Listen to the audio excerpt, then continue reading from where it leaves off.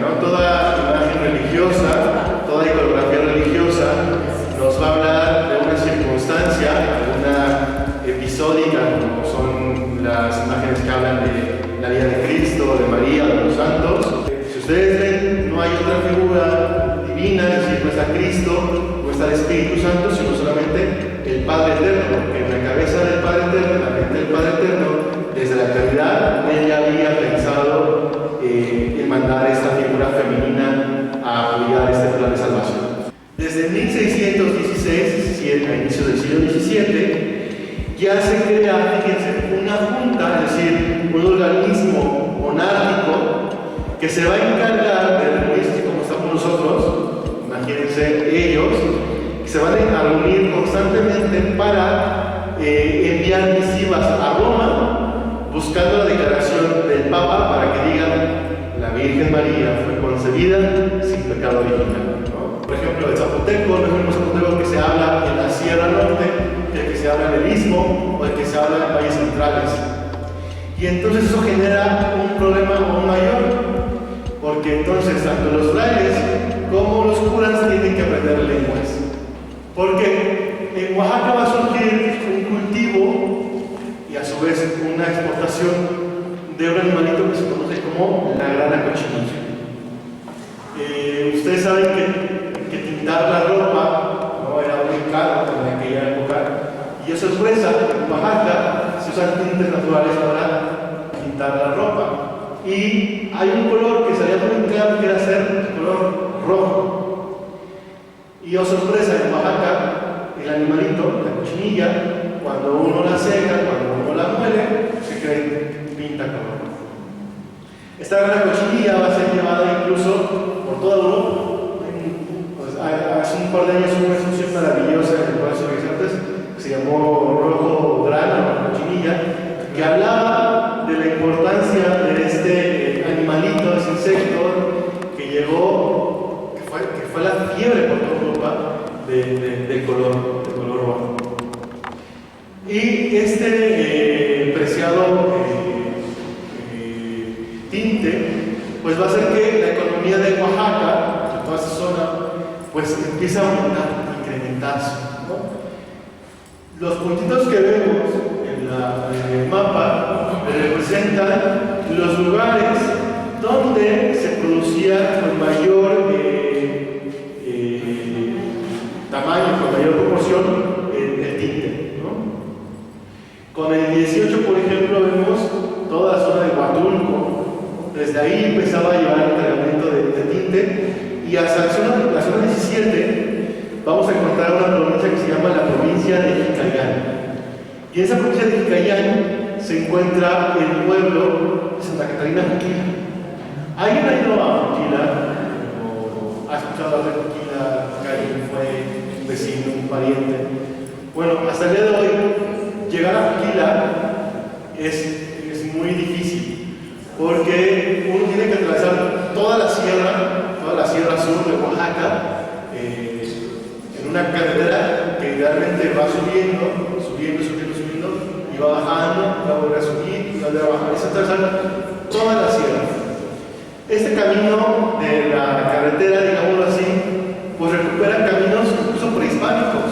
O sea, era un camino que ya existía en la época prehispánica y que se va a hacer muy importante por todo el trayecto del tinte que va a llegar hacia el valle, y del valle pues se va a llevar hacia toda el virreinato, y el virreinato pues hacia Europa, ¿no? Entonces, pues ahí vemos que en este camino del tinte pues va a surgir este pueblo de Santa Catarina Juquila. No tenía esa zona muy sureste del estado, muy hacia la costa, no tenía mucha presencia dominica, incluso ahí no hubo dominicos. Eso quiero que lo tengan muy presente cuando hablemos más adelante de la imagen. Y entonces lo que sabemos es que hay una parroquia desde el siglo XVI, que es la parroquia de Jicayán, que a su vez va a desprenderse de otras parroquias, entre ellas la parroquia de Juquila, que era una parroquia muy pobre. Va a ser hasta mediados del siglo XVII que va a presentar su poder, gracias a que en la zona definitiva la grana cochinilla. ¿Hasta ahí vamos bien? Para el siglo XVIII ya este comercio de grana cochinilla ha hecho que aumente mucho el capital, mucho la inversión. Muchos españoles se asientan en Oaxaca, porque es una ciudad española, se asientan muchos productores de grana cochinilla que a su vez tienen haciendas en toda la zona donde están produciendo grana cochinilla. No viven ahí, pero tienen posesiones de grana cochinilla.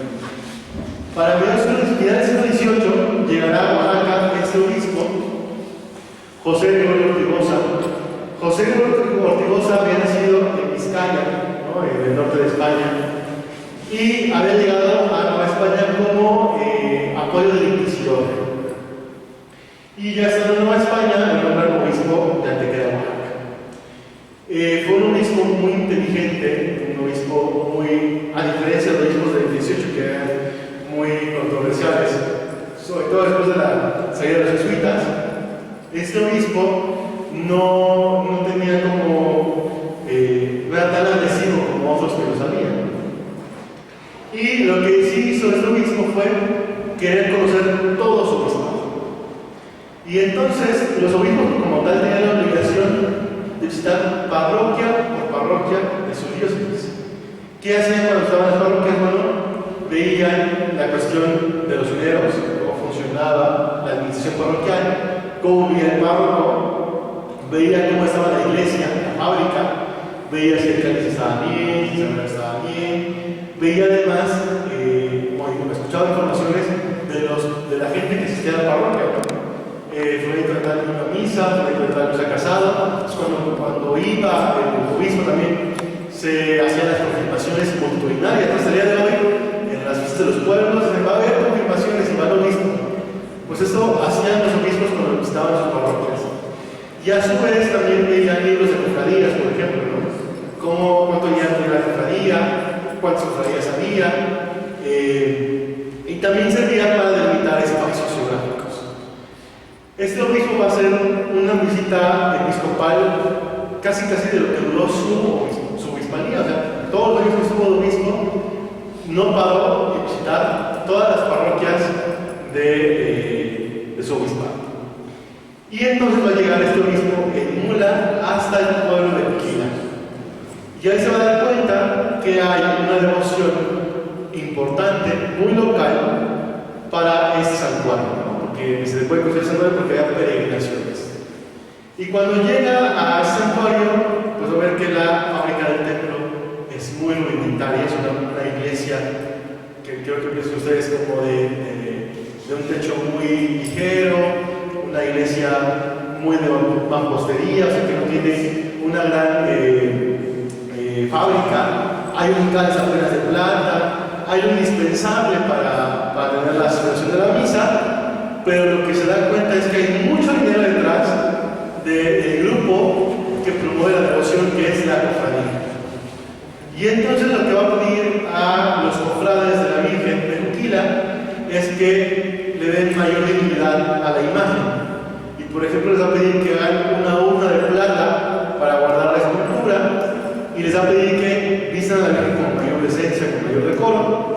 Y lo que les va a decir es, ¿saben ustedes que voy a empezar, dice el obispo, a crear un nuevo santuario?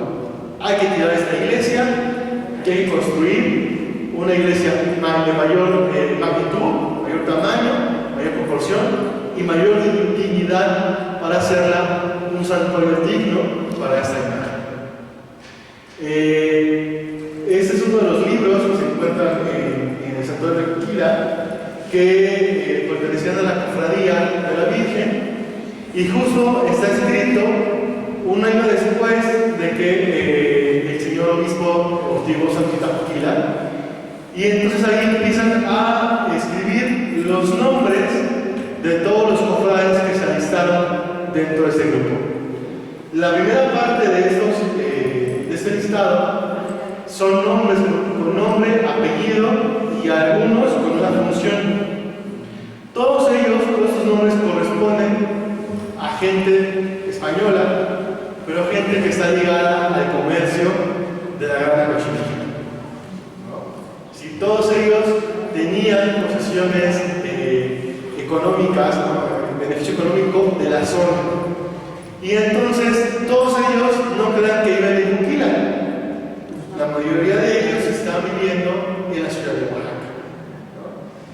Desde la ciudad de Oaxaca, entonces el obispo que vive en Oaxaca, la ciudad de Oaxaca, junto con la cofradía, van a hacer un plan para acrecentar el poder del santuario, ¿no? ¿Qué es lo que va a hacer el obispo?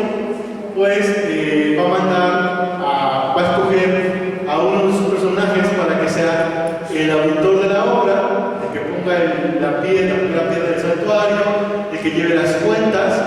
¿Y qué es lo que va a hacer la cofradía para aumentar los caudales del dinero? Porque claro, una obra, un templo, no es nada barato de hacer. Lo que va a hacer la cofradía es que con el dinero que ellos tenían, que era un aproximado de 6,000 pesos oro, empezar a hacer préstamos, ¿no? La Virgen de Juquila va a ser la gran banca, junto con la Virgen de la Soledad, de los comerciantes oaxaqueños. Entonces, desde la ciudad de Oaxaca, supongamos que fulanito de tal iba a la cofradía y él decía: necesito tanto dinero para aumentar mi caudal de tierras. Y se comprometían ellos en un lazo de 2-3 años a devolver el dinero, y obviamente quería un rédito. Y ese rédito pues generaba la riqueza de la cofradía, ¿no? Tenemos libros de cuentas donde pues, nos da a conocer cuánto dinero generaba la cofradía. Y de esa forma pues se empezó a poder iniciar la construcción del templo, ¿no?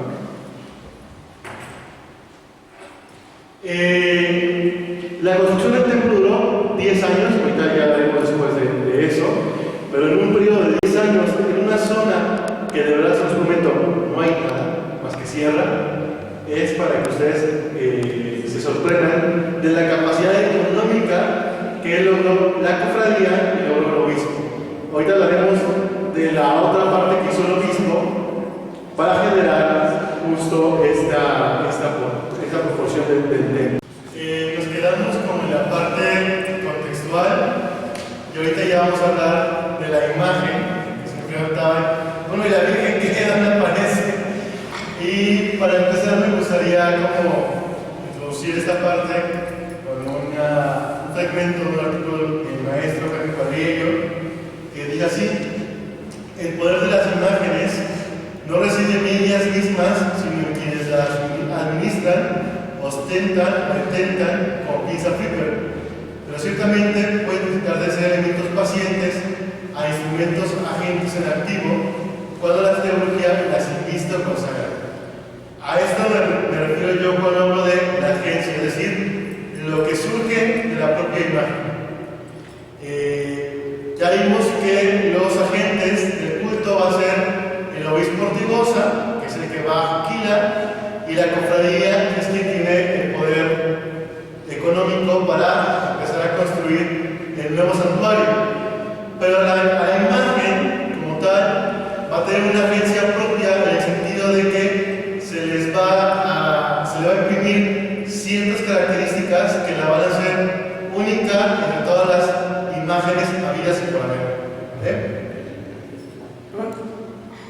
Sí.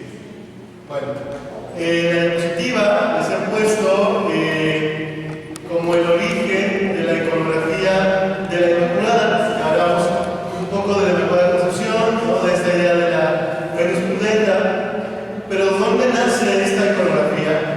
Aparentemente llega de Alemania. La tabla que tenemos, las dos primeras que tenemos, se llama como tal Virgen de las Orejas. Así se llama, Vírgenes de las Orejas. Y no tiene que ver con las orejas del cuerpo, sino que si ven el vestido, tiene como una especie de brillitos, como de florecitas, que en realidad son como espigas. Pero parecen como orejas, entonces fueron vírgenes de las orejas. O conocidas también como Arenkenflava. Así se llama ese tipo de vírgenes. Arenkenflava. Arenkenflava. Así se llama Virgen de Arenkenflava. Un nombre Si ustedes ven, es una virgen doncella, ¿no? Que no tiene velo, no tiene manto, tiene el cabello que le cubre su cuerpo, está en actitud orante, está en oración, y tiene la mirada cabizbaja, ¿no? Está viendo hacia abajo, porque si ustedes ven, por ejemplo, la segunda tabla, se ve frente como una especie de capilla. Lo que dicen los historiadores del arte es que es la representación de la Virgen cuando va a ser desposada con José, pero a la vez es también la aceptación de ella misma como justamente el privilegio que Dios ha hecho de ser la Inmaculada. Es decir, ella está a su vez aceptando el matrimonio, pero también guardando este misterio de haber sido escogida por Dios para ser Inmaculada Concepción. Esta iconografía de la Eichenflaut va a dar origen a la iconografía de la Tota Pulcra. Es una pintura de inicio del siglo XVII, novohispana, que si ustedes ven es muy parecida a la de Eichenflaut, ¿no? Si la vemos que hay como una familiaridad entre las imágenes. Es la misma Virgen, aquí aparece con un manto, un velo, pero vean cómo ella está en esa actitud de modestia, por eso es que baja la mirada, está en actitud orante, y vean cómo el Padre Eterno, ya lo observan, tiene sus manos, ¿no? Viendo a su creación perfecta. Cuando ustedes vayan a la iglesia, aquí a San Francisco Javier, vean que en el retablo principal, en el remate, está la Inmaculada Concepción. Y encima de la Inmaculada Concepción, quien está es el Padre Eterno. El Padre Eterno tiene la actitud de que con sus manos la está cubriendo, ¿sí? Como que, porque es el señal de que es su creación perfecta, ¿no? Lo que dijimos que es creada en idea y en materia, ¿no? Por eso el Padre la ve. Se le llama Tota Pulcra porque aparecen los elementos de la liturgia lauretana, ¿no? Torre de David, casa de marfil, fuente de aguas vivas, casa de oro, jardín cerrado, rosa del salón, espejo de justicia, todo lo que cantamos en las posadas, ¿no? Y en los rosarios religiosos. Bueno, quiero que nos vean esto porque va a ser como el origen también de la propia escultura, ahorita que la veamos. De los elementos iconográficos, la Eichenflaut como Inmaculada, pasaremos a la naturaleza de escultura. ¿De dónde pudo haber venido? Lo que vemos en esta escultura de Santa Bárbara es algo que se conoce como una poupée de Malinas, una muñeca de Malinas. En Malinas, en los Países Bajos, Flandes, se hacían de manera seriada esculturas, ¿no? Para todo el imperio, pues llegaban muchos a España, que tienen unas características muy particulares. Tienen los ojitos muy almendrados, hasta como de chinita, ¿no? Tienen la frente muy amplia, los cabellos muy rubios, incluso hay unas con rasgos de hoja de oro, y los cuerpos muy estilizados. El poupée significa muñeca, y se llaman las muñecas de Malinas porque, como les digo, se hacían en manera de serie y eran muy fáciles de transportar por el tamaño, son muy pequeñas, no pasan de los 30, de los 40 centímetros. Y como eran seriadas, pues su precio era muy popular, ¿no? O sea, y eran objetos también muy de colección. Sabemos que algunas de estas poupées llegaron a México. Ejemplo de ello es la Virgen Conquistadora que está en el convento de San Francisco de Puebla, pues sabemos que es una poupée. Y algunas de esas poupées también van a inspirar a nuevas esculturas como esta, que es la Virgen de los Remedios, no de Naucalpan, no es la que conocemos todos, sino la Virgen de los Remedios de Cholula en Puebla. Si ustedes ven, pues es muy parecida por su fisonomía a una poupée. No quiere decir que sea una poupée de Malinas, pero como que sí rescataron un poco la fisonomía de esas muñequitas. Ahora sí, les presento la Virgen de Juquila, que es la fotografía del medio, y esa fotografía que está en un acercamiento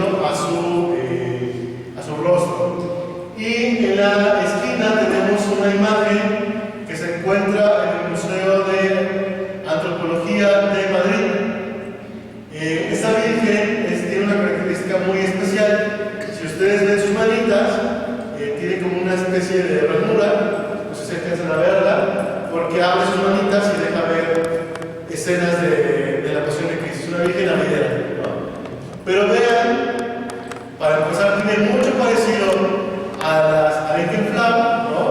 La mirada hacia abajo, ¿no? En la actitud de lo que decíamos, de estar esposada con José. Vean el cabello, no lo lleva velo, lleva el cabello sueltito.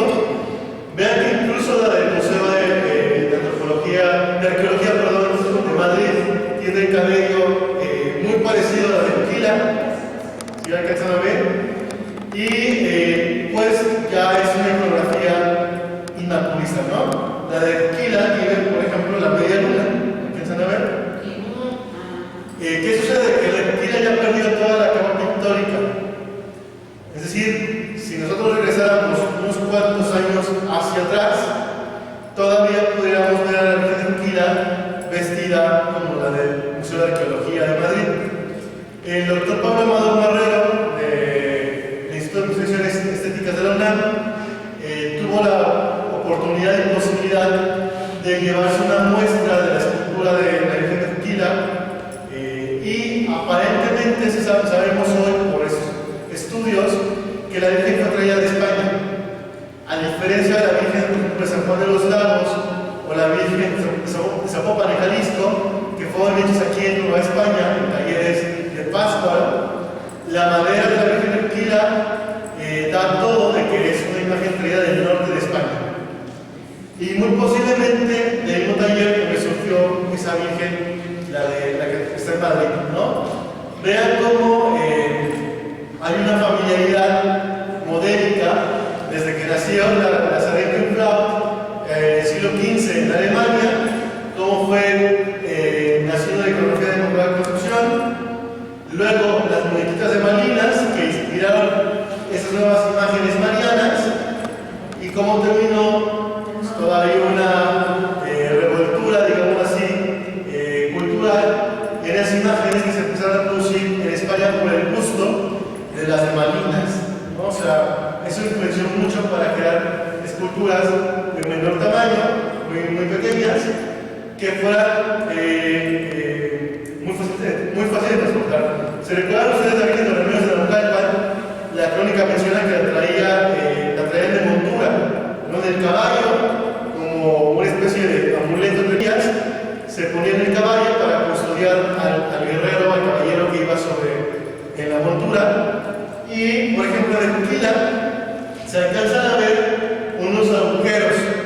No sabemos en el cabello, no sé si me alcanzan a ver. Sí.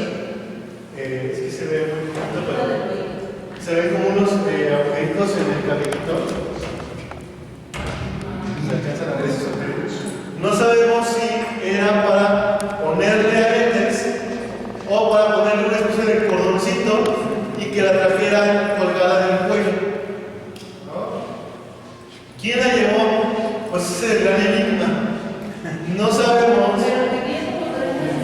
Mide aproximadamente 32 centímetros. Pero es que piensen ustedes que no es lo mismo llegar con una imagen de bulto del tamaño de 1 metro a la sierra de Oaxaca que cargar con una imagencita que es de una manera muy liviana en el cuello y es más fácil traerla en el caballo, ¿no?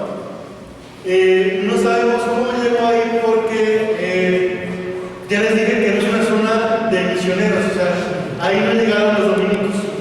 Ahí se escucha, ¿verdad?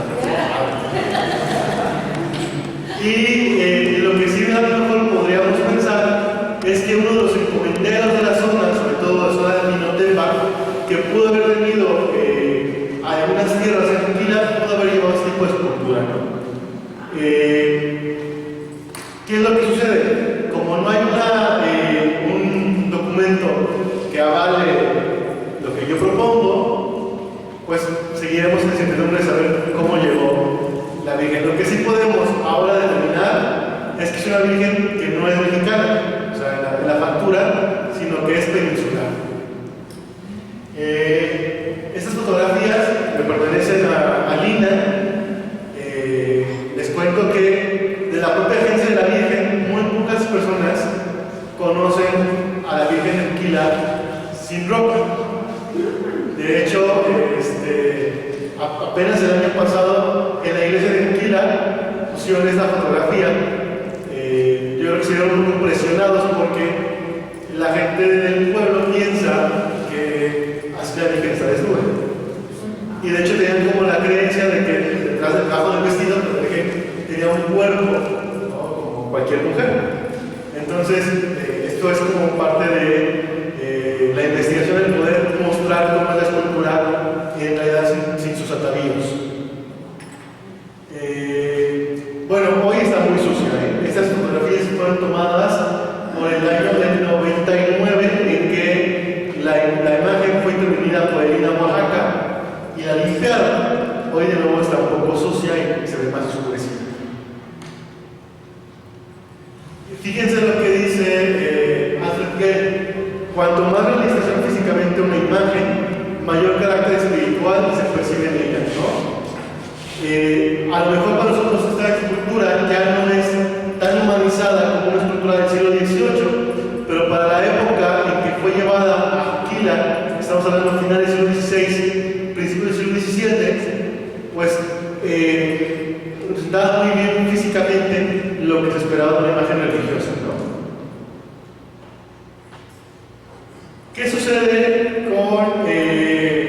con el obispo Ortigosa? Que dijimos que por una parte va a Aquila a hacer esa visita, da su licencia para crear una nueva iglesia. Pues el obispo Ortigosa decide también mandar a escribir una historia de la Virgen de Aquila. Todas las advocaciones marianas, las apariciones, los milagros, si ustedes se dan cuenta, nacen de la tradición. Y la tradición es otra cosa que el ejercicio de ir contándonos unos a otros algo que se va forjando como una especie de costumbre o de ley, ¿no? Es decir, supongamos que en la familia de Zacarías, que tenemos aquí cerca, tenemos una imagen de un niño Jesús. Y le dicen a Zacarías: este niño le perteneció a tu abuela. Y a su abuela le contaron lo mismo, ¿no? Este niño le perteneció. Eso va forjando una tradición. No está escrito. Nadie le puede decir que en realidad ese niño le perteneció a la bisabuela de la bisabuela de la bisabuela, sino que de oídas se ha ido forjando la tradición que ha pasado de generación en generación.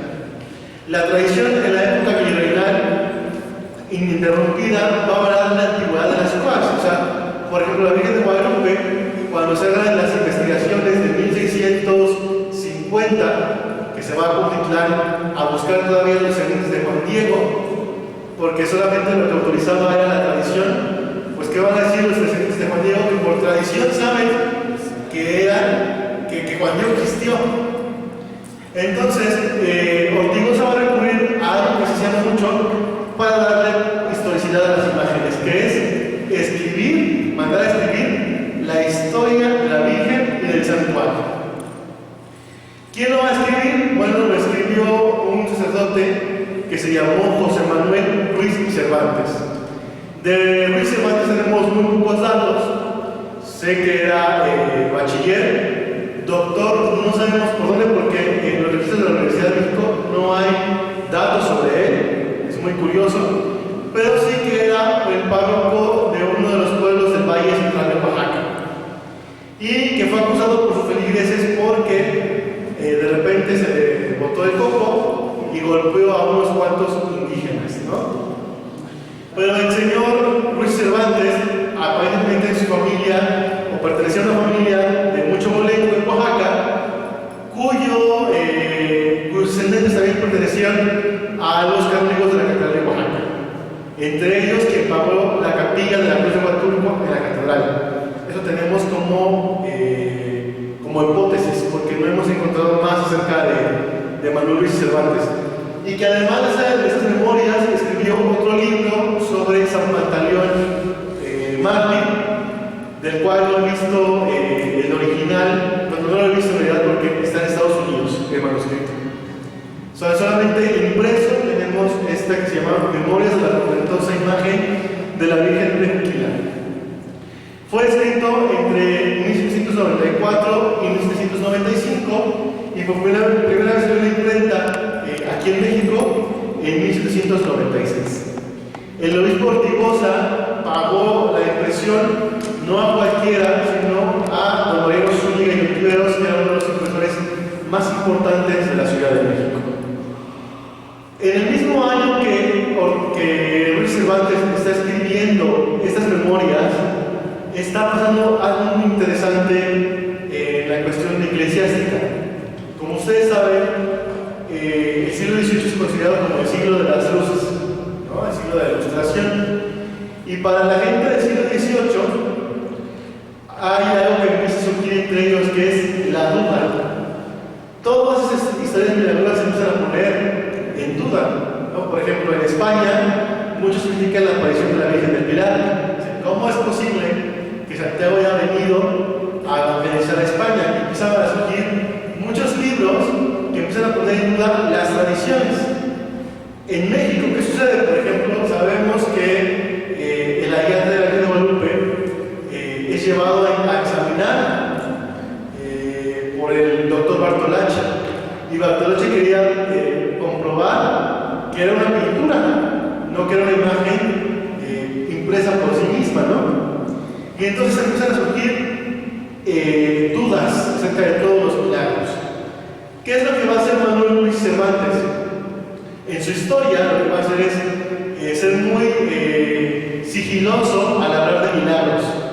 Por ejemplo, él va a decir: yo lo que estoy diciendo de la Virgen de Tequila lo digo o porque he visto un documento que avale lo que voy a escribir, o porque yo mismo he visto la escultura y la he tenido en mis manos, ¿no? Entonces es muy cauteloso cuando habla de milagros, porque a partir de ese momento surgen nuevas formas de escribir la historia de los eventos portentosos, ¿no? Aunque incluso él pone memorias de la portentosa imagen, no va a prestarse mucho a escribir milagros que él no da por auténticos, ¿no? Este libro va a ser impreso y reimpreso muchas veces, ¿no? El otro dice que es de 1834, pero si hoy en día va una Juquila, le van a meter un librito que sigue siendo el mismo. O sea, sigue siendo un libro que se imprime. Bueno, todos más o menos ubican esta imagen de la Virgen de Juquila. ¿Qué es lo que va a hacer Luis Cervantes? Darle una agencia propia a la Virgen. Y va a narrar una historia que es a cierto punto lógico pensar que pudo pasar, porque no es una historia, digamos, muy adornada, muy exorbitante. ¿Cuál es esa historia? Bueno, pues que la escultura estaba en un pueblo que se llama Amiantepec. Amiantepec pertenece a la cabecera parroquial de Tequila. Estaba muy cerca, estaba a unos cuantos kilómetros de Tequila. Y Amiantepec era un pueblo de indios, ¿no? Los indígenas cada año tenían por costumbre, hasta el día de hoy, quemar la tierra para que en primavera esa misma tierra pudiera renovarse a sí misma y pudiera servir para la siembra o para plantar X cosa. Con el viento que viene, Tequila digo que está muy cerca de la costa, con el viento que viene de la costa, el incendio se descontrola y empieza a arder el monte. Y con ello, pues todo el pequeño pueblo de Amiantepec. El milagro básicamente es que en la capilla donde estaba esta escultura, pues no se quema la escultura, pero sí adquiere una coloración morena, ¿no? Y entonces Luis Cervantes, a partir de esta imagen del incendio, dice: bueno, es un milagro que se haya salvado del incendio, porque como es una imagen de la Inmaculada Concepción, que recuerden ustedes que la Inmaculada no tuvo pecado, pues lo que quiso Dios es demostrar en esa imagen que la Virgen fue ausente de ese pecado. ¿Y cómo lo hace? Retomando una figura bíblica. Si ustedes recuerdan, cada año nos presentan en el canal 5 los 10 mandamientos, y hay un momento en que Moisés sube al monte Horeb y encuentra una zarza ardiente. La zarza ardiente pues está llena de fuego, pero no se consume, no se quema, ¿no? Y desde la Edad Media se decía que la Virgen María, por este misterio de su maternidad divina y de su inmaculada concepción, era la zarza ardiente que vio Moisés, ¿no? Recuerden ustedes que todas las figuras del Antiguo Testamento son retomadas en el Nuevo y después por los teólogos para decir: todo ya estaba predicho, todo ya estaba prefigurado, profetizado.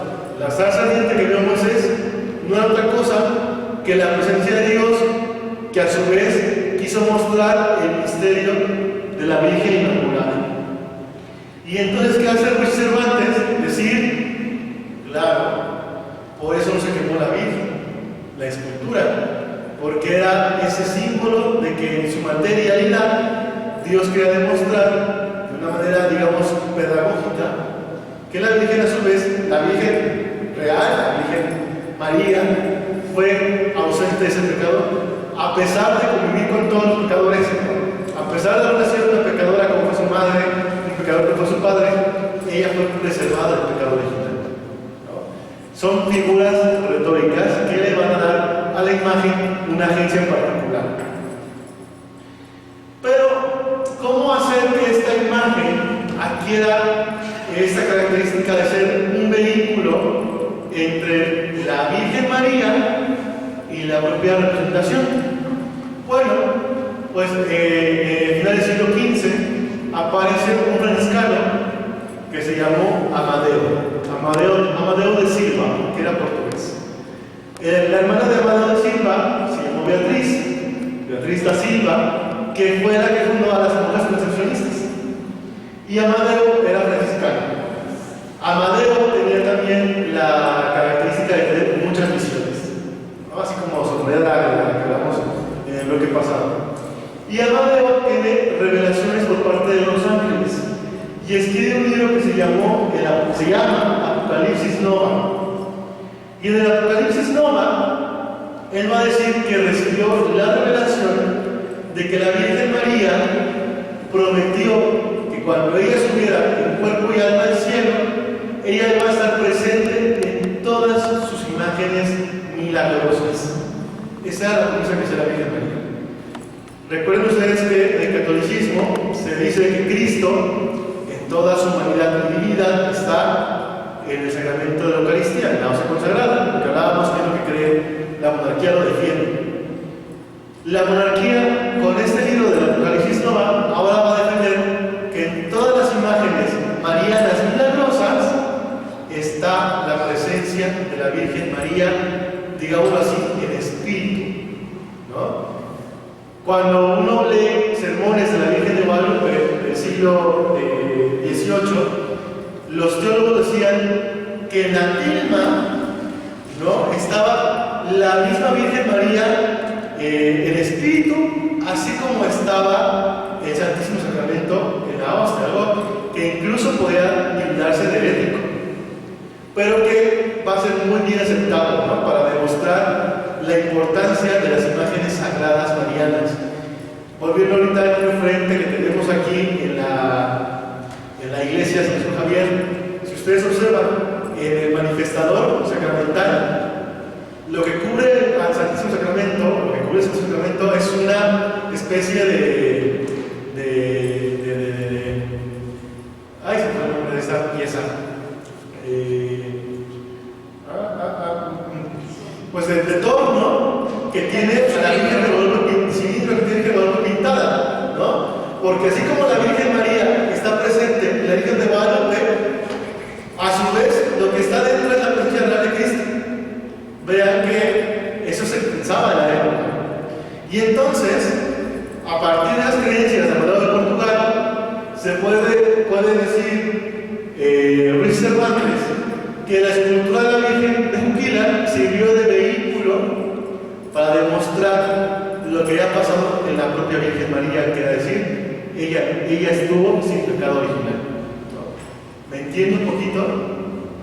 Es un poco complicado a veces como calar, pero vean cómo los discursos místicos, bíblicos, sirven para darle agencia a una imagen. Como comentamos, los grandes caciques de Oaxaca, en lo espiritual, son los dominicos, y también dijimos que hay una tensión constante entre el obispado de Oaxaca, de los obispos, con los dominicos. Cuando llega Ortigosa, lo que va a hacer Ortigosa es calmar los ánimos, es decir, le va a decir a los dominicos: yo voy a respetar sus doctrinas, algunas sí las tengo que hacer parroquias porque es orden general, pero vamos a llevarnosla pues tranquilos, porque había habido un obispo a finales del siglo XVII que se dio con todo, que el rey se llevara al obispo de Oaxaca a España porque no se aguantaban unos con otros, ¿no? Lo que va a hacer Ortigo es mantener una atmósfera de cordialidad. Y entonces, como hay que darle antigüedad a la Virgen, y como para ese momento ya es una ley creer en la Inmaculada Concepción, hasta los dominicos tienen que doblar las manitas y decir, la Virgen fue inmaculada, lo que va a hacer Ortigo es decir, el origen de la Virgen de Uquila es un origen misionero. ¿Y quién trajo a la Virgen de Uquila? Pues los dominicos. Algo que es hoy en día irreal, porque decimos que los dominicos estaban en contra de la Inmaculada Concepción, ¿no?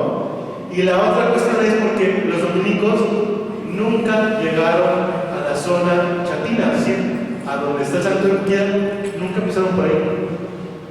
Ellos se desenvolvieron sobre todo por la Sierra Norte de Oaxaca. Y entonces, lo que va a hacer nuestro cronista, Luis Cervantes, es buscar un personaje que sirva para ser el dueño de esa imagen. Y llegará con un fraile que se llamó Jordán de Santa Catalina o Santa Catalina. Fray Jordán, para ese momento en que escribe la crónica, tenía fama de venerable. Nunca fue canonizado, pero sí tenía un culto muy interno en la orden por haber hecho algunos milagros durante su misión en la sierra norte de Oaxaca, ¿no? Él estuvo sobre todo por Villa Alta. En Villa Alta, por ejemplo, se conocía la banquetería famosa que también se mandó mucho a Europa. Y él estuvo ahí y también vivió en la ciudad de Oaxaca. Cuentan que él se curaba sus enfermedades con chocolate. En la crónica que existe de los dominicos, de Francisco de Burgoa, que escribe la crónica de los dominicos de Oaxaca, al hablar de Fray Jordán, ¿qué creen? Nunca menciona que él trajera la Virgen. ¿No? Se habla de que Fray Jordán era un predicador, tenía el don de ver las conciencias, lo que sufría de sus piernas y tomaba chocolate para calmar los dolores de las piernas, y tenía el don de las lágrimas. Incluso Burgoa dice que frente a una imagen de la Magdalena aparentemente tenía coloquios místicos porque lloraba mucho, pero jamás mencionó a la Virgen. Pero imagínense, eso pasó en el siglo XVI y entonces en el XVIII, pues nadie se acuerda un poco de eso. Entonces, me sirve a mí este personaje con fama de santidad para mi historia de la Virgen de Uquila. ¿Y por qué también un dominico? Bueno, porque hacía también alusión a un santo que ya había existido, San Jacinto de Polonia, ¿no? Todos esos personajes en las historias de las imágenes minerales corresponden a un santo ya establecido. Vean esa pintura de San Jacinto, que está en Oaxaca.